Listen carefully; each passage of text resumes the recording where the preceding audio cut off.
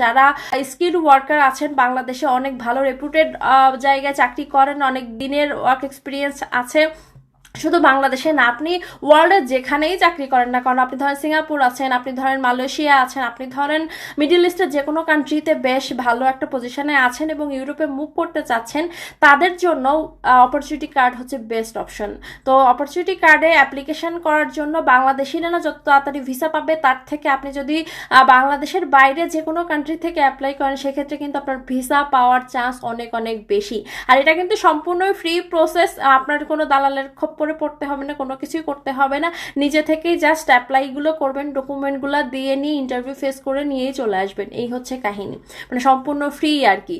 তো যারা skilled workers আছেন, অপরচুনিটি খুঁজছেন, তাদের জন্য জার্মানি অপরচুনিটি দিয়ে বসে আছে, শুধু আপনাদের এই মানে কি বলে, এটা অপশনটাকে গ্রাব করতে হবে, এই হচ্ছে ব্যাপার।